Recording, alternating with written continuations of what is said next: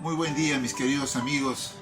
Hoy en Reflexiones para la Vida tenemos un nuevo mensaje. El mensaje de hoy lo he titulado ¿Qué hay después de la muerte? Espero que Dios nos ayude a comprender este mensaje.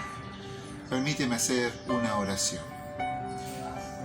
Querido Padre Celestial, Señor del cielo, yo te ruego en este momento de que tu presencia esté con nosotros y que también puedas, Dios, acompañar a tu querido hijo oyente, que puedan entender estas palabras que tú tienes para cada uno de ellos. Gracias, Señor.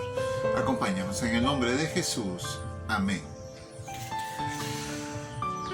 Una vez escuché a un hombre gritar en silencio, porque con su mirada solamente él estaba desesperado por un familiar que estaba enfermo. Muchas veces he escuchado también a personas decir: ¿por qué a mí, Señor? Dios, ¿dónde estás? ¿Cuántas veces te he pedido, Dios Santo? Y a veces pareciera que como que Dios no escucha. Hay veces queremos saber las respuestas ya. Permíteme en este momento tratar de descifrar esto con las Sagradas Escrituras. Y cuando hablamos de hombres así que están desesperados, cuando quizás ha llegado a tu vida la desesperación en algún momento y tú has dicho: ¿por qué yo, Señor? ¿Por qué yo? Entonces me hace recordar un versículo, a un hecho que pasó en la Biblia, y exactamente le pasó al Señor Jesucristo. Vamos a abrir nuestras Biblias en el Evangelio según Juan, en el capítulo 11, pero te dejo para que leas todo el capítulo, te lo leas del versículo 1, hasta el 44, ¿no? Trata de la resurrección de Lázaro. Permíteme leer solamente algunos versículos nada más. Capítulo 11 de Juan, del versículo 1, del 1 al 3, dice: estaba enfermo uno llamado Lázaro de Betania, la aldea de María y de Marta, su hermana. María, cuyo hermano Lázaro estaba enfermo, fue la que ungió al Señor con perfume y le secó los pies con sus cabellos. Enviaron pues las hermanas a decir a Jesús: Señor, el que amas está enfermo. Miren, cuenta la historia que estaba Marta y María y Lázaro eran hermanos y eran amigos de Jesús que vivían en Betania, ¿no? Marta era una especialista en la cocina, ¿no? Era una especialista en la cocina. María fue la que una vez fue a Jesús y le ungió con el perfume sus pies, ¿no? Lavándole sus pies con sus cabellos, arrepintiéndose de sus pecados, ¿no? Y Lázaro era un gran amigo, pareciera, de Jesús, ¿no? Porque le mandan a decir a Jesús, que estaba en otro lugar, le mandan a decir: Señor, el que tú amas está enfermo. ¿Saben? Yo saco una pequeña reflexión de ahí, ¿no? En primer lugar, dense cuenta de que Jesús amaba a Lázaro y Lázaro estaba enfermo. Eso quiere decir de que aquellos que Jesús ama también se van a enfermar, también van a sufrir algunas cosas. Pero es distinto, es muy distinto enfermarse sin Jesús y enfermarse con Jesús. Cuando tú te enfermas sin Jesús, va a doler, vas a gritar y te vas a desesperar al punto de que no sabes qué más hacer en esta vida. Y puedes llegar al punto del suicidio, quizás. El dolor te puede causar tanto daño que te desesperas. Pero si tú te enfermas, si el dolor llega a tu vida con Jesús, Jesús es el médico de los médicos. Él va a llenar tu vida de esperanza nuevamente, de paz y de tranquilidad. Y te va a ayudar. También te va a doler, sí, pero vas a tener esperanza. Esperanza que pronto se puede arreglar las cosas porque Él te va a dar la fuerza para ello. vuelvo al tema. Entonces, dice que cuando Jesús se enteró de esto, la historia bíblica dice de que él se quedó incluso 2 días más y les dijo a sus discípulos, oye, Lázaro está enfermo, ¿no? Más adelante en el capítulo 11, el versículo 11 dice, Jesús dijo, nuestro amigo Lázaro duerme, pero voy a despertarlo. Dijeron pues entonces sus discípulos, Señor, si duerme, entonces sanará. ¿Para qué vamos a ir? Pero Jesús decía esto de la muerte de Lázaro, pero ellos pensaron que hablaba del reposar del sueño. Entonces, acá me está diciendo que la muerte para Jesús es como un dormir, es como un sueño solamente. Tú duermes y cuando tú duermes, tú no sabes qué está pasando fuera de ti. Estás durmiendo. Entonces, rescatemos esto. La muerte para Jesús es un dormir. ¿Ok? Muy bien. Entonces, mire, cuando llegó entonces ya Jesús y volvió, cuando volvió Jesús, llegó a la aldea de Betania, versículo 20 dice, entonces Marta, cuando oyó que Jesús llegaba, salió a encontrarse con él, ¿no? Pero María se quedó en casa. Entonces Marta le dijo a Jesús, Señor, si hubieras estado aquí, mi hermano no habría muerto. De alguna manera, pues, como todo ser humano, le reprochó al Señor Jesucristo. Igual María, en el versículo 32, dice, María cuando llegó a donde estaba Jesús, al verlo, se postró a sus pies, diciéndole, Señor, si hubieras estado aquí, no habría muerto mi hermano. Y saben, yo entiendo, algunas veces nosotros nos ponemos en la misma situación que estas dos mujeres.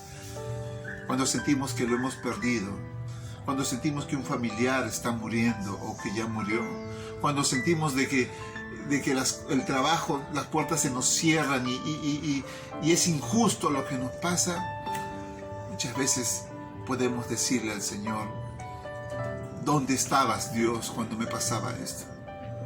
Si tú hubieses estado aquí, tú lo hubieses sanado, tú hubieses recuperado. ¿Dónde estabas, Dios? Pero recuerda, la muerte para Jesús es un dormir. Y la Biblia dice de que Jesús sabía por qué llegaba allí. Y la historia bíblica cuenta de que Él resucitó a Lázaro después de 4 días de muerte. Ya olía mal, e incluso ya olía mal. El Señor siempre tiene una respuesta para nosotros, mis queridos amigos. Pero ahora yo pregunto, ¿qué es la muerte? ¿Qué pasa con la muerte? Entonces, ya sabemos qué es la muerte, es un dormir. Ahora, dime, ¿qué pasa cuando te mueres? Para que tú sepas, para que tú y yo encontremos qué es lo que sucede cuando morimos, tenemos que entender cómo fuimos formados. ¿Me entiendes? Y en el capítulo 2 de Génesis, el versículo 7, dice acá, entonces Jehová, Dios, formó al hombre del polvo de la tierra y sopló en su nariz aliento de vida y fue el hombre un ser viviente. Entonces, para que el hombre, Dios, ¿cómo lo formó al hombre? Cogió un poco de polvo de la tierra y al polvo de la tierra, imagínate, si gusta, imagínate que formó un muñeco, ¿ya? Se acercó él y le dio el aliento de vida, sopló. Ahora, el polvo es polvo. Tú al polvo lo pises, al polvo no le va a doler nada. Y el soplo es soplo. El soplo no tiene vida, el soplo no habla. Pero dice la Biblia que cuando estos dos elementos, el polvo y el soplo, se unieron, entonces fue allí que el hombre fue un ser viviente. Y así se formó el hombre. Ahora mira, ¿qué sucede cuando el hombre muere entonces? El mismo capítulo 3 de Génesis, versículo 19 dice, ya después que el pecado entró a la tierra, dice, con el sudor de tu rostro comerás el pan hasta que vuelvas a la tierra, porque de ella fuiste tomado, pues polvo eres y al polvo volverás. Y en el libro de Eclesiastés, capítulo 12, versículo 7, Salomón empieza a hablar de lo que el hombre puede sucederle cuando no se acuerda de Dios, cuando se aleja de Dios, cuando no aprovecha su vida para darle a Dios. Dice, porque al final de todo tema, dice el versículo 7, entonces el polvo vuelve a la tierra como era, y el espíritu vuelve a Dios, quien lo dio.